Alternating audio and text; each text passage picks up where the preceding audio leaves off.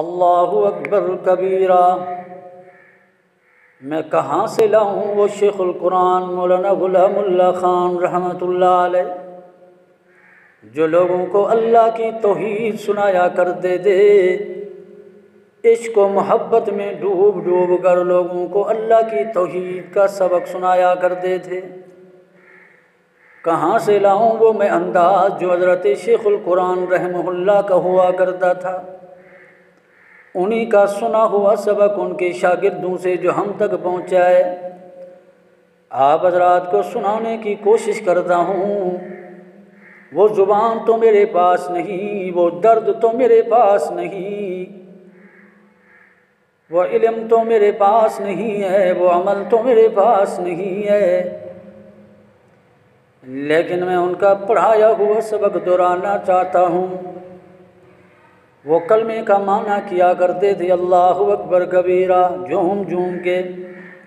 فرمایا کرتے تھے لا الہ الا اللہ،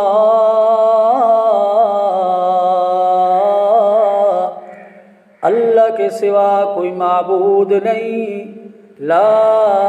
الہ الا اللہ، اللہ کے سوا کوئی مشکل کشا نہیں، لا الہ الا اللہ، اللہ کے سوا کوئی سجدے کے لائق نہیں، لا الہ الا اللہ، اللہ کے سوا کوئی عبادت کے لائق نہیں، لا الہ الا اللہ،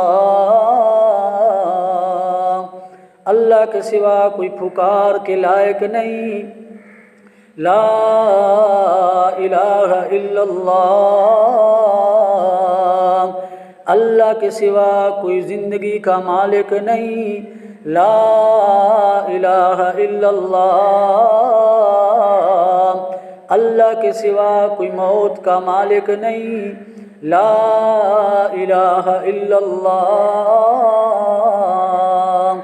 اللہ کے سوا کوئی بیماری کو دینے والا نہیں، لا الہ الا اللہ، اللہ کے سوا کوئی شفا دینے والا نہیں، لا الہ الا اللہ، اللہ کے سوا کوئی دعاؤں کو سننے والا نہیں، لا الہ الا اللہ، اللہ کے سوا کوئی حاجتیں پوری کرنے والا نہیں، لا الہ الا اللہ، اللہ کے سوا کوئی منت کے لائق نہیں، لا الہ الا اللہ، اللہ کے سوا کوئی قیام کے لائق نہیں،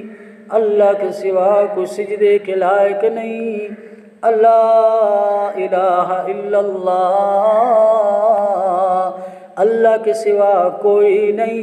الا اللہ، صرف اللہ ہے۔ ہم تو یہ سمجھتے ہیں نا کہ لا الہ الا اللہ کا معنی یہ ہے